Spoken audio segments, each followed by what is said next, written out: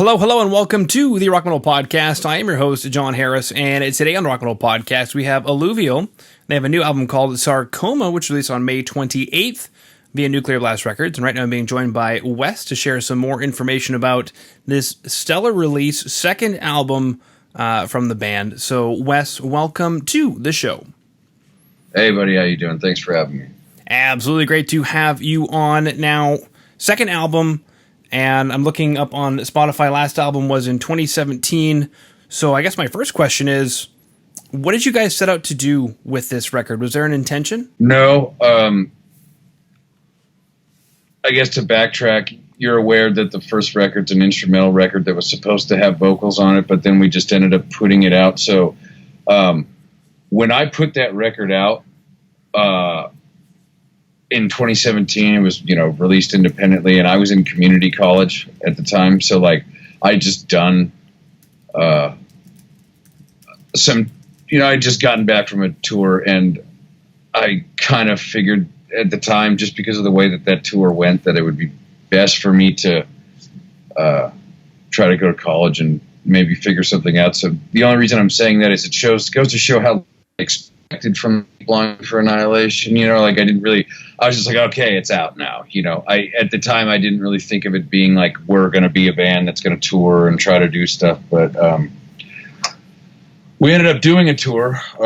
Some good friends of ours took us out, and then I ended up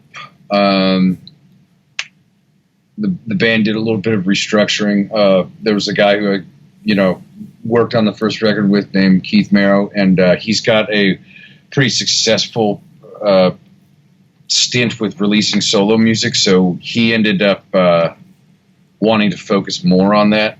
And I kind of, wrote the bulk of the music for it. I kind of named the band, titled the record, and all this other stuff. So rather than try to start something entirely new, I felt like, man, what if I just made this band exactly what I wanted it to be in the first place, which is to have vocals on it. So that's what I did. And that took a long time to find the right vocalist. So at first, what did I want to achieve, I think was your question. I just wanted to get a record done, straight up. That was what it was. And I wanted to just complete something. I just wanted to complete something. And at the time, it wasn't that I thought that getting a record deal was something that was out of reach. But, the bulk of everything that I've done has been sort of outside the fence, so to speak. Like, I've been in signed bands, but I've never had a record deal of my own. And when you're in a band and you're kind of your role is in the, you're in the role of support. You're playing other music that's written for you. You know what I mean? You're just kind of there, and your services are important, but you're not really making any decisions or anything like that. So I guess didn't know what a record deal would look like for a band like us, like a fledgling metal band, especially in 2020 or 2021. So I ended up, a friend of mine who's had a lot of belief in the band and everything for a while, when I was starting to show him these songs as they materialized, he was like, dude, you gotta do a record deal for this. It would be a disservice to it if you didn't. So that's when I ended up I talked to a few different labels, but I ended up starting to talk with Monty Connor, which is a very cool thing for me because,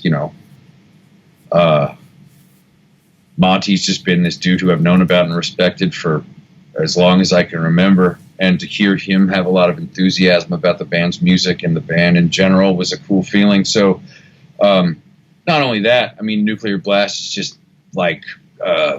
you just crack open that website and that roster. It's just every metal band that is, left an indelible mark on metal forever is on that. So, to be among those bands is an honor in itself. So, yeah. And they continue to sign bands that matter too. So, we're proud of it. So yeah, I guess middle of last year is when we ended up doing the record deal. I finished up, that's when we started talking about it.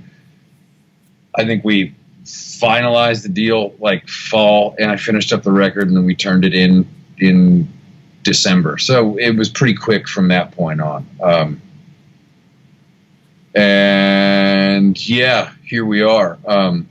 I didn't know whether or not I kind of accepted earlier this year that we probably wouldn't be playing any shows just because of, you know, the way things are going in the world. But you know, I guess it just kind of gives us time to make some more side money and to kind of do some more stuff on the internet for the band. I guess, you know, that's all we really got right now is the fucking internet. So that damned internet is yeah.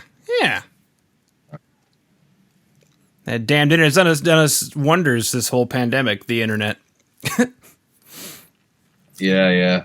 Both good and bad. Well, I guess maybe take us through, I'm kind of curious, especially putting a band together, finding the right people, finding a vocalist could sometimes seem like an impossibly daunting task, I'm sure. How did you know you found the right one? Was it just a feeling? Was it a click?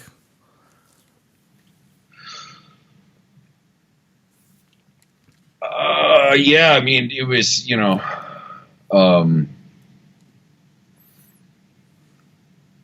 Kevin is one of those guys that he's the opposite of me in that he's very outgoing. He just has an energy that sort of like is inviting. He's handsome.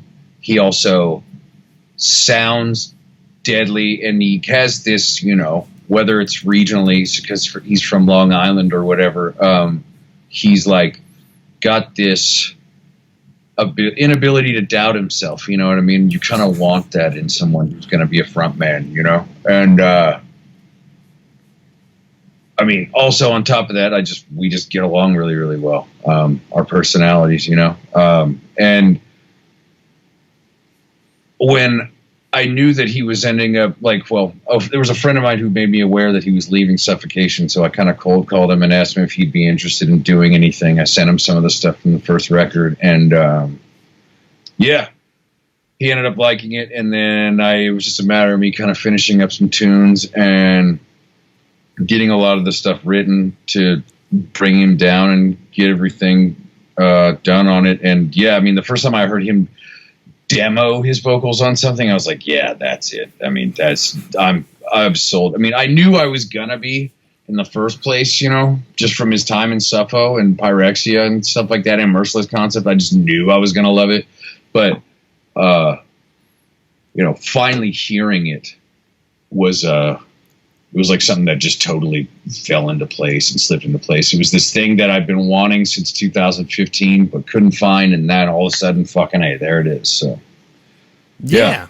That's a long time. I mean, I guess the shitty thing is sometimes it just takes time to be in the right position for the universe or something. I mean, yeah, I think that is really the main thing, and I would encourage anyone who's out there who is trying to get a record together, trying to get a band together, and everything like that, to just get used to being patient, man. Because even if you have your shit together, like completely, as far as like you got the members, you guys all get along, you got like the tunes, you guys are all good players and everything like that. Everything just takes a while, man. Your record deal is a long dance. You're fucking getting a booking agent. It's a long dance. Like getting everything right is a little bit of a bitch, but that's what hell is gonna be. So, I mean, if you can get better at patience, I'd recommend it. I certainly wasn't good at patience at all until, probably 4 years ago is when I started to really try to sharpen that. So yeah, I mean, I guess the COVID thing, and then just waiting to just find the right dudes helped me sort of retool my playing and kind of get myself playing and sounding the way I wanted to. And it helped us get the presentation together because, dude, I mean, there's so many goddamn bands now. If you're going to go out there, you need to be terrifying, and that's what we're going to do. We need to go out there and just be, like, make everyone in the crowd shocked and scared, but also like they're, wow, this is fun. That's our goal. So that's it. Terrifying in a good way. You mentioned sharpening patience. I'm kind of curious to dive a bit into that. And you'd also mentioned taking some time to, I guess, upgrade some skills, at community college. So are those two things intertwined? You mean my playing? Like, you think I went to school for playing stuff? No, I went to school to, I was just taking general classes at the time. I think I had like a microeconomics class and like a political science class and stuff. But I quit going. Like, I quit like 2 weeks into the semester because we got that tour offer with Animals as Leaders. So like, I'm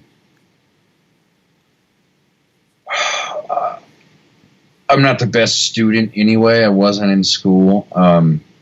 It's just one of those things that, like, I have a GI Bill from being in the military, and I was like, well, fuck it. I might as well try to do something adult for the time being, because, there are a litany of issues with regard to music in general, and even more of them when it comes to being a metal band, where it's just tough to, and I'm not complaining, I'm just being real, like, it's tough to make a profitable business out of it. And there's a number of reasons for that. I mean, you got